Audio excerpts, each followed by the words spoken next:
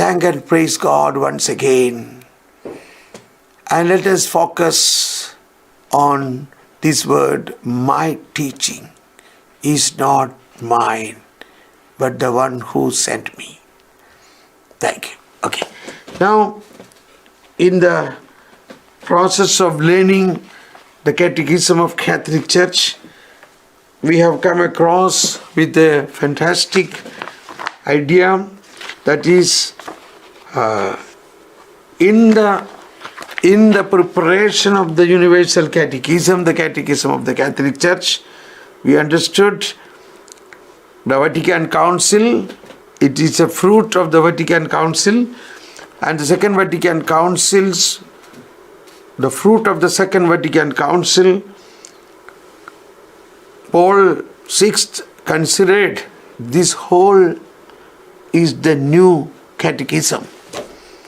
All what we have come to understand, the new teaching, must reach to the people.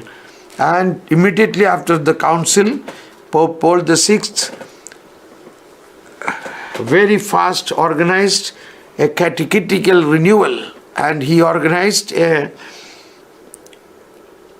department for that, as well as an international conference was held, and they all amazed about this new teaching, and the conference decided to have a synod of the bishops, and the synod of the bishop, which took place in 1977, was so excited about the Christocentricity, that is came out in the Vatican Council, a Christocentricity. And that Christocentricity must be brought into the people. So, after the synod, naturally every time after the synod a document is brought with the suggestions and the deliberations and the church magisteriums and the doctrine together. So, Paul VI was in preparation of that, but at that time he died. He was called back by God. And then came Cardinal Luciani. He was a man of this catechetical heart. He said, yes, this is what I must continue. I must continue what Pope John XXIII and Pope Paul VI did. So I will be they both. That is why he took the name John and Paul. So John Paul, he became John Paul I. But he lived only 33 days. And then came Karol Wojtyła. He was such a man of fire, a son of Vatican Council who had completely part of that, and he had the full fire of the Vatican Council in him. He said, I will also continue the same thing which the previous two popes, Pope John XXIII and Pope Paul, continued. So I too also take the same name, John Paul II. And then he completed that synod document, and he brought this beautiful, very remarkable, one of his first teaching, apostolic exhortation named Catechesi Tradendae. Catechesis in our time. Catechesis in our time. So now we were learning about this because this is a primary keynote before the Catechism of the Catholic Church. And I have seen, once we receive the aspiration from this, from the great Pope, now he is a saint. This is a picture always with me in the Bible because Saint John Paul II is in our blood, because he is a Pope lived in our generation. We have seen him. We have seen how the whole world is changed, how the communism was toppled down, how the change in Poland, how the change in Russia, how the change happened in the whole world, and also how he brought a great new way of life, which is very important to listening to the Spirit in our time. He is the great Pope. So he became, in few years, as soon as he died, he became, without much delay, a great saint. He is a great Pope and a great saint. So let us take his intercession for a moment. Oh Lord, we thank you. We thank you, Lord. We thank you for John Paul II. Oh, Saint John Paul II, pray for us that as we are going this journey, we are going to take time and learn the whole catechism of the Holy Catholic Church and we are going to integrate that in our time, in our life. So pray for us, Saint John Paul II. Please pray for us. Thank you. Yes, so now coming to the point, we completed the first. I am going to read and reflect a little bit on this. Don't worry, we will go back to the catechism. And when we go back to the catechism and learn, you will find most of the things in the initial introductory same from this Catechism Studentary. Catechism in our time. So here, John Paul II, very emotionally, with full confidence and vigor, putting certain points which, in spite of, this is written in 1979, so even after, say, more than nearly 40 years now, 80, 90, 2000 and now 2020, 40 years are over, but still this is only remaining as a document in our shelf. It is not practically fully implemented in the heart of the people. We are the people, we are the church. It must be known to us first, and it must be taken shape in our heart. Then only we can implement this. So we can understand this. Now coming to the point, Christocentricity in catechesis also mean, okay, the subheading is transmitting Christ's teaching. Earlier we understood the person Christ. Now here, transmitting Christ's teaching. Christocentricity in catechesis also means the intention to transmit not one's own teaching. That's a point. That is a point.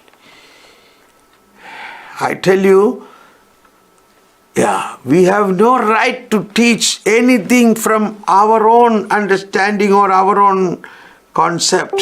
We are called to teach Christ and transmit Christ and His teaching. Very important fact.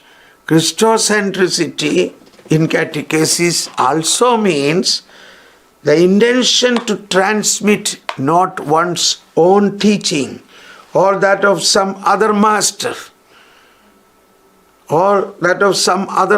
Very important. But the teaching of Jesus Christ. The truth that He communicates, or to put it more precisely, the truth that He is. The truth that He is. So truth has a because we heard so many people searching the truth. So whenever I say this, one thing which is very strongly embedded in my heart is Saint Augustine. He was searching the truth. As Augustine, a young man, 33 years of age, he is highly educated, very intellectual. He knows so many things. He was in so many isms and a very big orator. And his mother Monica one day took him to Bishop of Milan, Ambrose, Bishop Ambrose, he is the Father Ambrose, the one of the great fathers of the church. And when he met Augustine, my son, what are you doing? How are you doing? Oh, I am searching the truth. You are searching the truth? The truth is searching you, he said. What? Truth is searching me? Yes. Truth is searching you. You cannot search the truth because truth is a person. He is searching you. Truth is a person. Suddenly he felt everything completely getting fragmentic and fragments.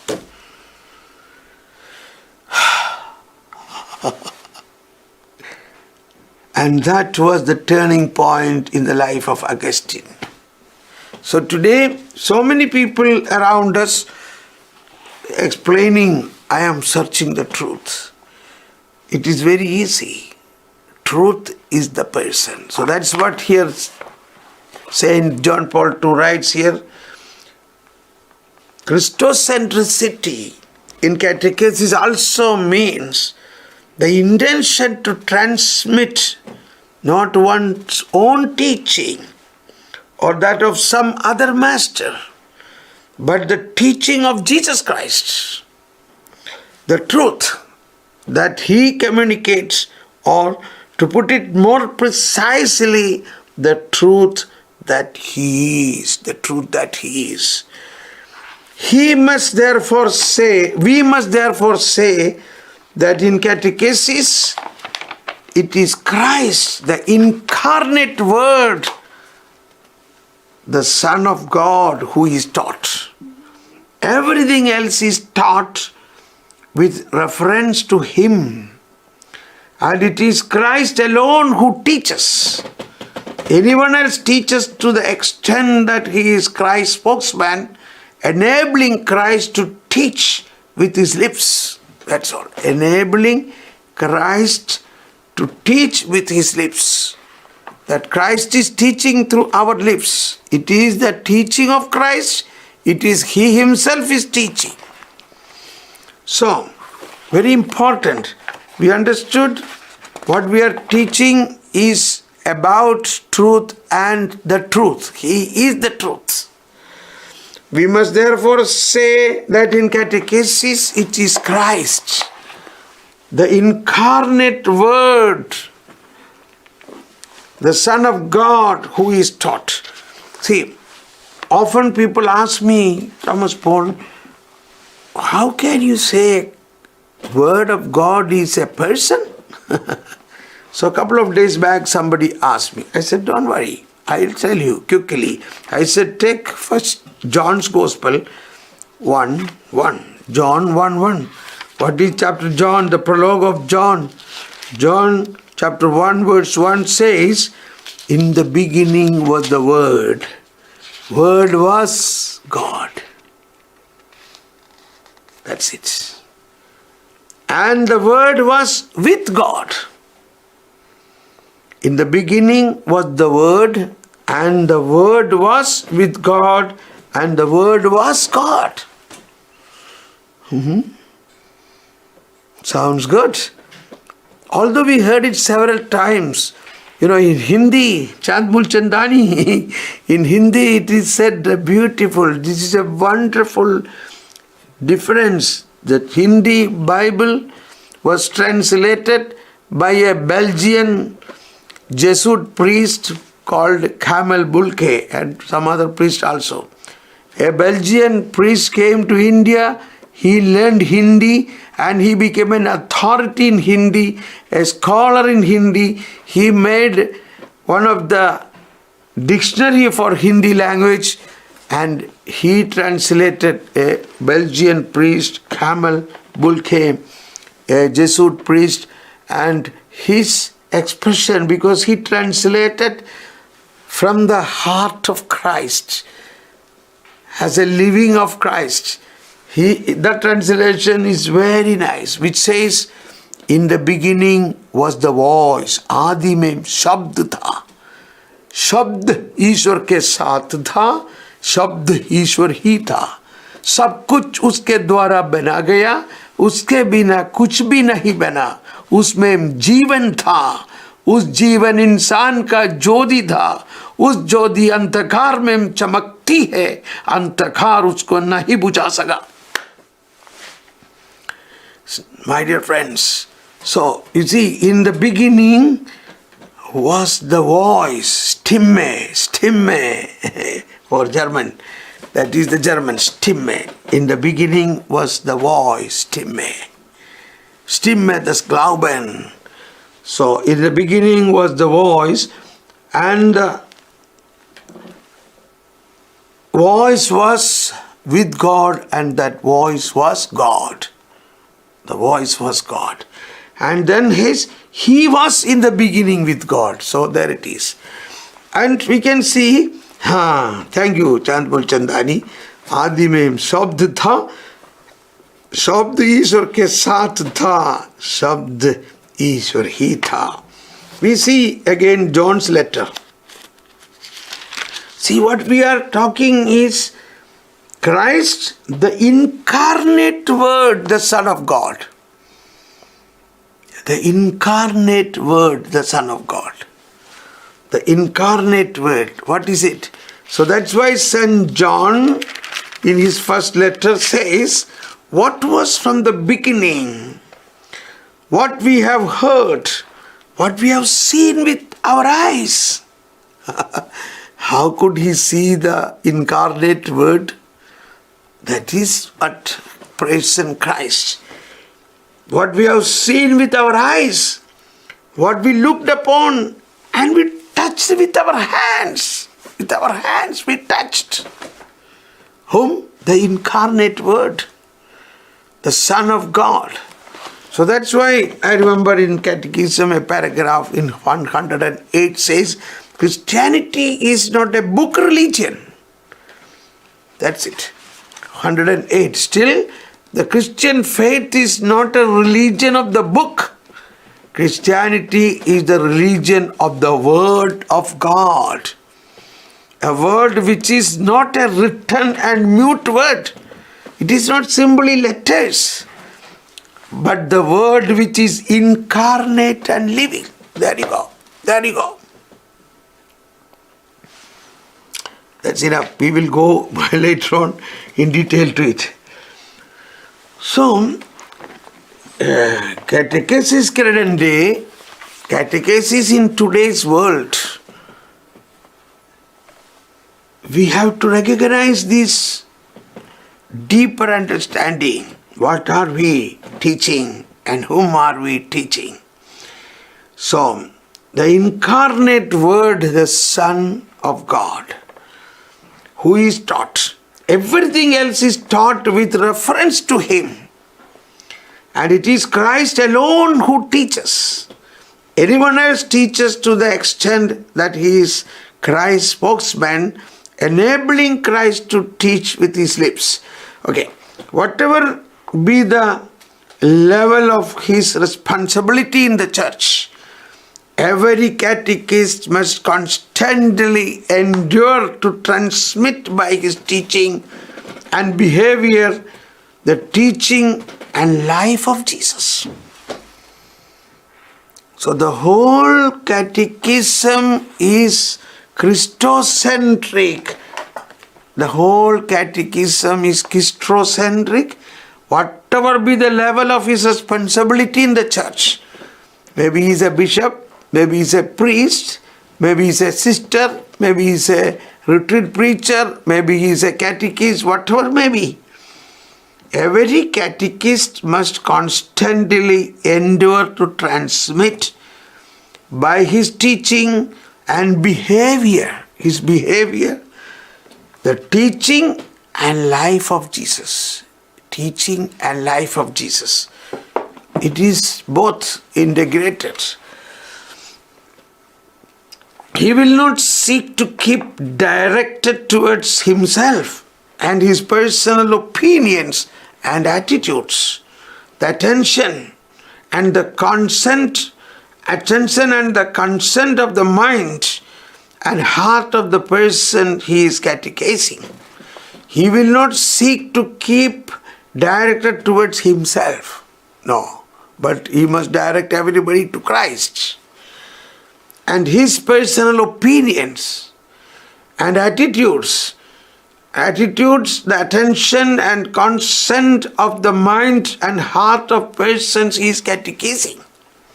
Above all, he will not try to inculcate his personal opinions and options as if they expressed Christ's teaching and the lessons of his life. No.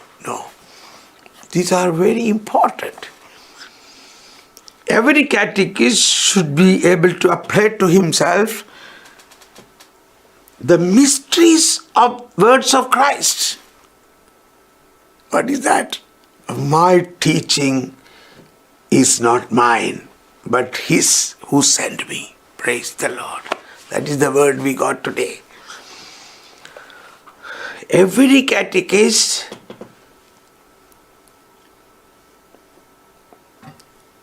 should be able to apply to himself the mysterious words of Jesus. What is the mysterious words of Jesus? Jesus says, my teachings is not mine. Can you imagine? Jesus himself, everybody admired about his teaching. What a great teaching.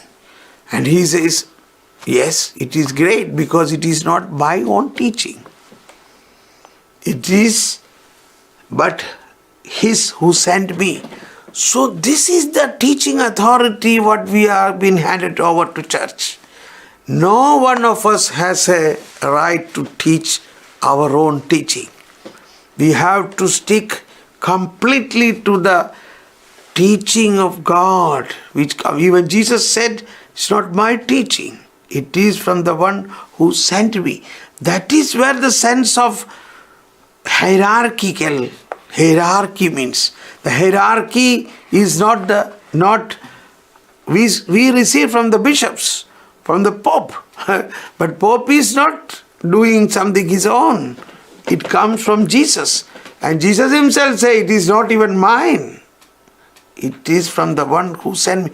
Imagine how deeper and such a great thing we handle without really responsibility and as if, it's all written, it's all theory. It is all theory. Now what I tell you, you learn. This is not the thing we have to do. That is where we have to have a change. Jesus says, what I taught you is not mine. My teaching is very important. It is not mine. It is the one who sent me. I cannot change this teaching. I was remembering always when few people went away, in Capernaum, in the synagogue, Jesus was teaching catechesis on the Eucharist, catechesis on liturgy. He says, I am the living bread came down, etc., etc., whoever eat my body, etc. Then some people, his own disciples, this is very hard teaching. We cannot accept this. And they went away. Now, I was imagining, suppose a woman came and said, Master, change your teaching little bit, so that you don't hurt them, let them come back. Maybe we may do it in this time. We should not let them come. We should not let the people go. So our teaching is not to attract the crowd and to be acceptable to the majority. No. Can Jesus change his teaching at the request of that woman? A woman is telling, Master, please change your teaching a little bit. See, they are very hurt. They are going away. He cannot change. He cannot change. You see the situation. He cannot change the teaching. He cannot. Instead, he said, do you also want to go? Go. And it is there Peter said, where shall we go? In your words only eternal life. See the teaching, see the catechesis. Exactly the way of catechism. Whereas in our places, don't say directly Jesus, only say God, God, God. When you say Jesus, they may not like it, okay? So don't say Jesus. This way we are talking about these days, But that is where the teaching is to be very much important to be understood, that whom are we teaching?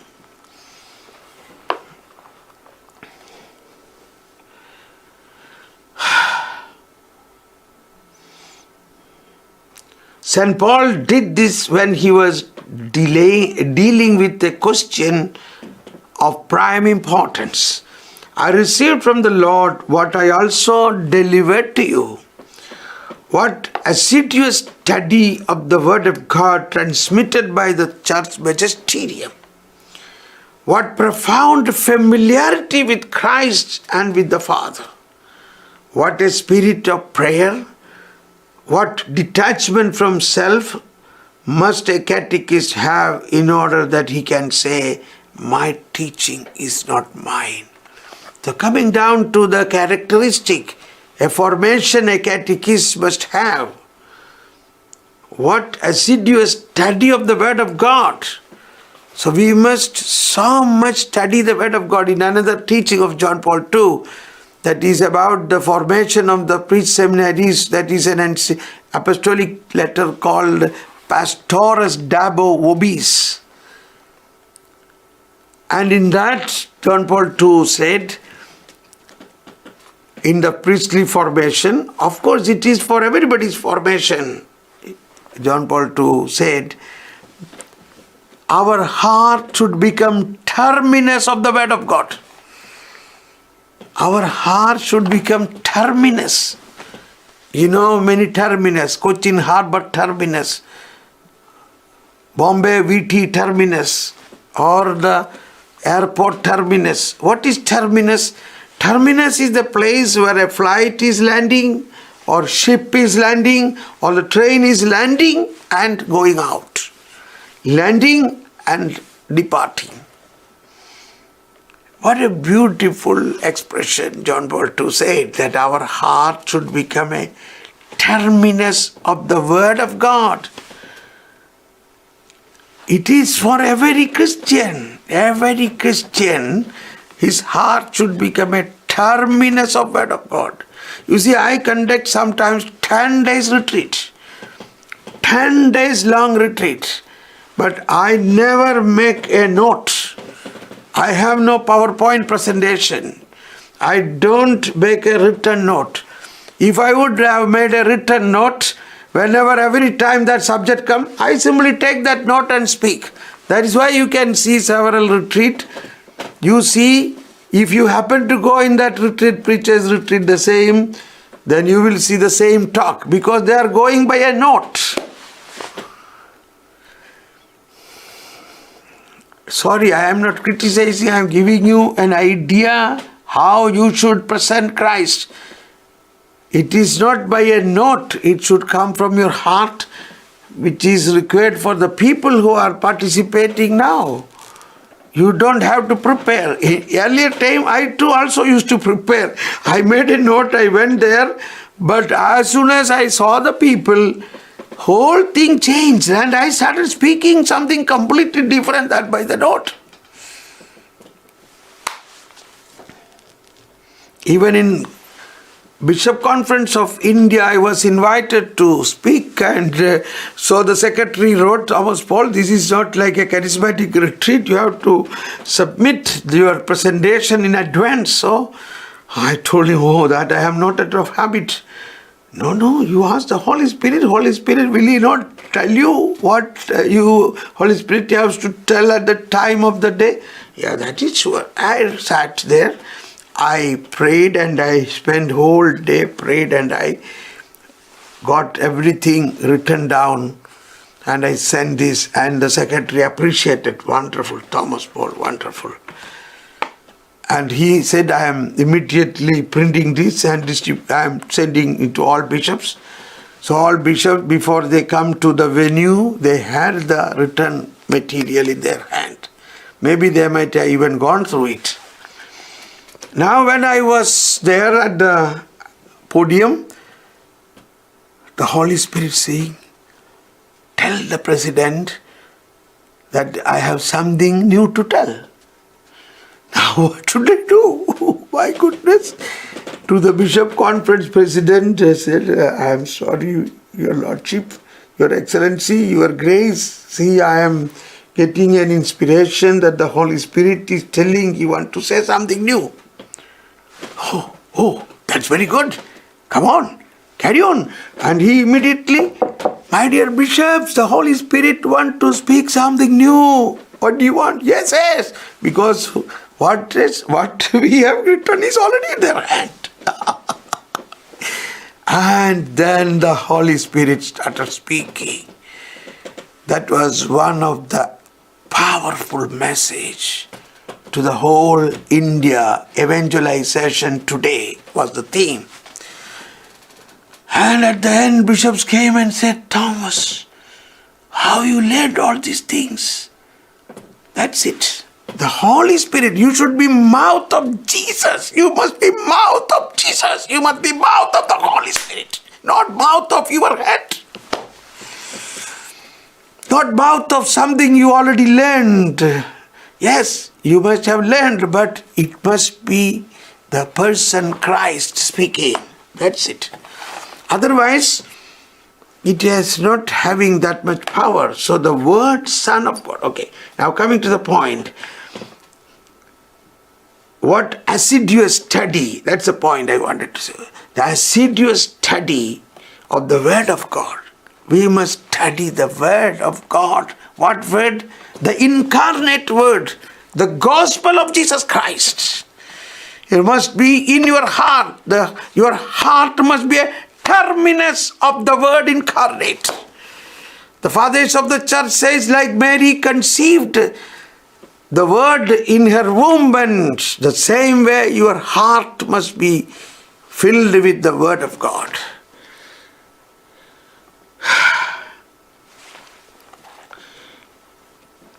Assiduous study of the Word of God transmitted by the church magisterium. What profound familiarity with Christ and with the Father, with the spirit of prayer. What detachment from self.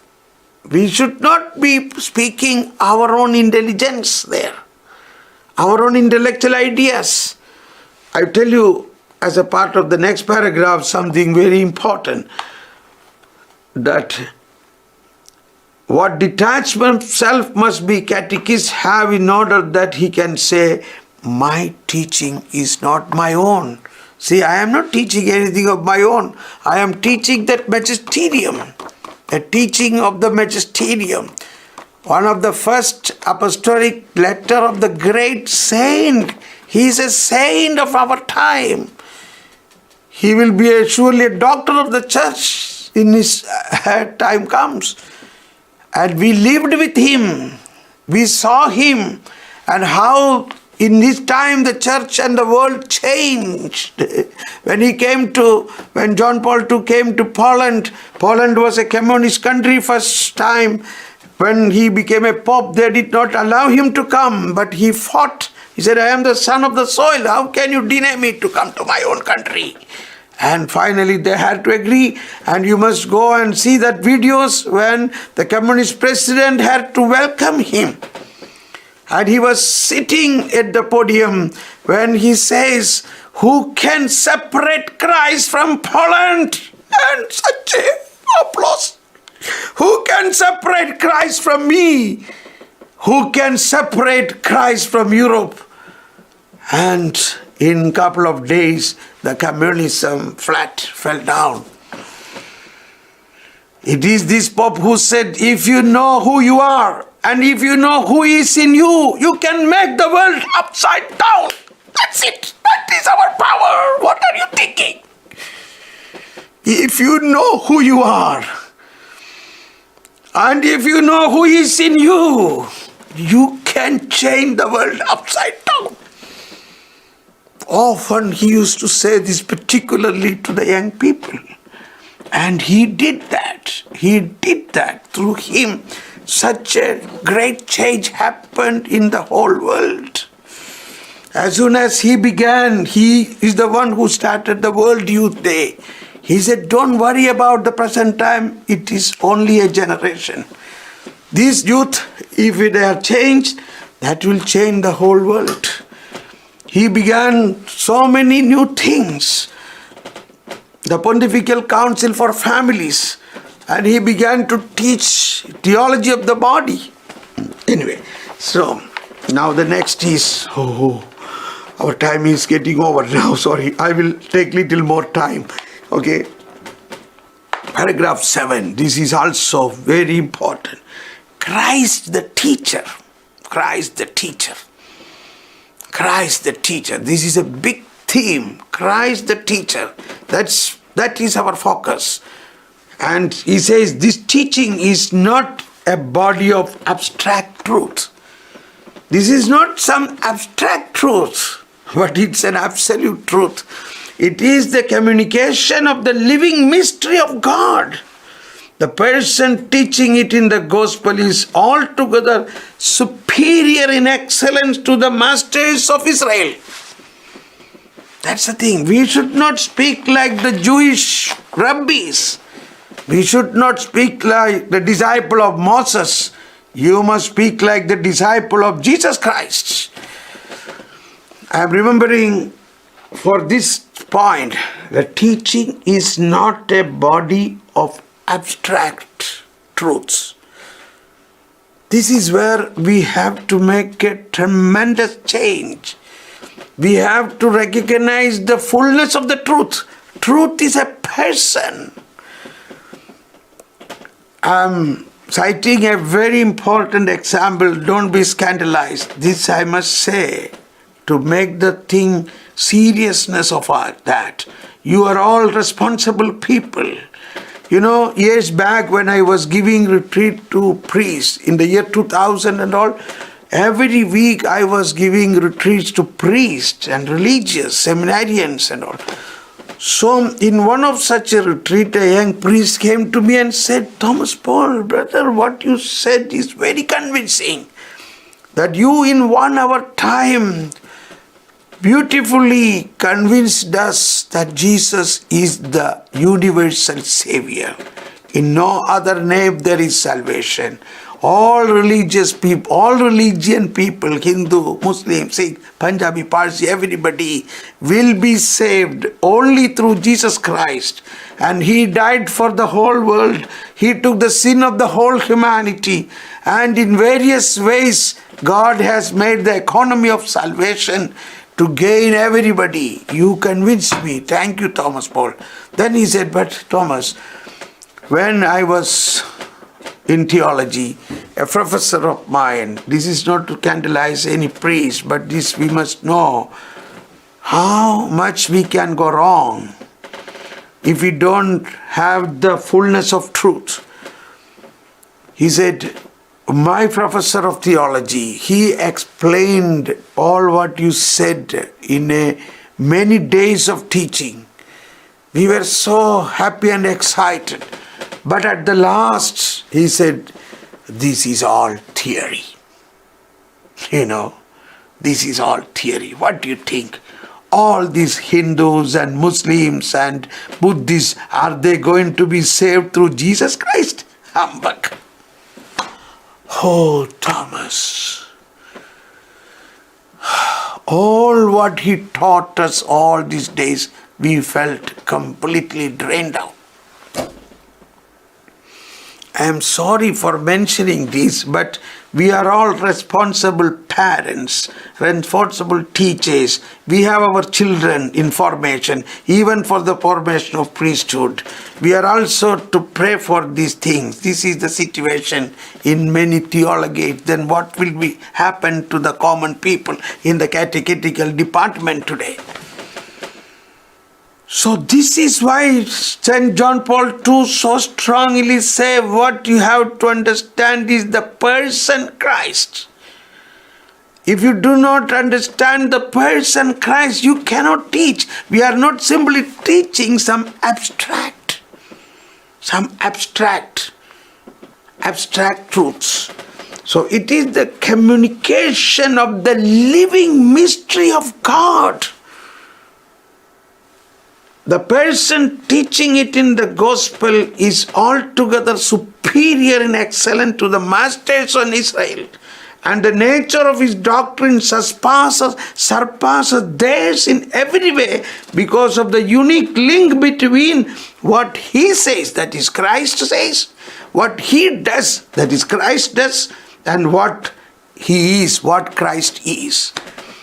You know, we are even now, Catechism department means we only show Moses and the 10 Commandments.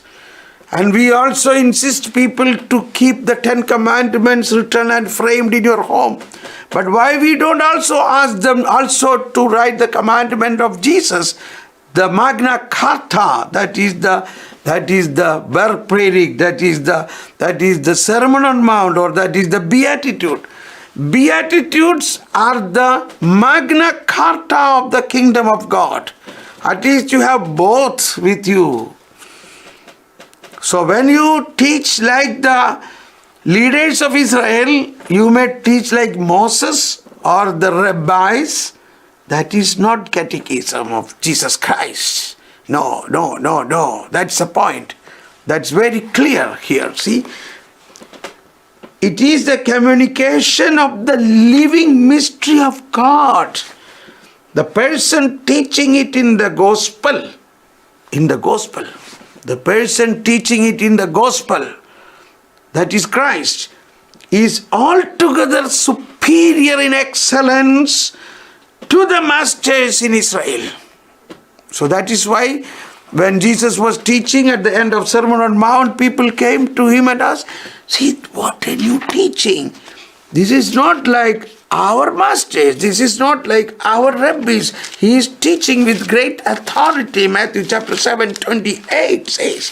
Matthew chapter 7:28. When Jesus finished these words, the crowds were astonished at his teaching. For he taught them as one having authority and not as their scribes. Now imagine, don't you see in the Catholic Church, in our Sundays, we are teaching like the scribes of Israel, like Moses or their teachers, not like Christ. So this is what Pope John Paul II is insisting here. We are not it is the communication of the living mystery of God. The person teaching it in the gospel is altogether superior. Jesus Christ is superior in excellence to the masters in Israel. And the nature of his doctrine, his big letters, the nature of the doctrine of Jesus Christ surpasses theirs in every way, because of the unique link between what he says, what he does, and what he is. And that is why Jesus said to them, you must obey what they say, but don't imitate them, because they don't do what they say. They don't do what they say, but you must obey them, because what they are telling is what God says, but don't imitate them. But Jesus is not like that. Jesus says, you imitate me, follow me. So we need to understand the great link between what he does, what he says, and what he is. I think we stop here now. And let me complete this paragraph anyway. Nevertheless, the Gospels clearly relate occasions when Jesus taught. Jesus began to do and teach. This is Acts of Apostles chapter 1. With these two verbs, do and teach, with these two verbs placed at the beginning of the book of Acts, St. Luke links and at the same time distinguishes the two poles in Christ's mission. So that is the last thing I would like to say. In Acts of Apostle, we never thought the Acts of Apostle first sentence has got such an intrinsic and deeper meaning.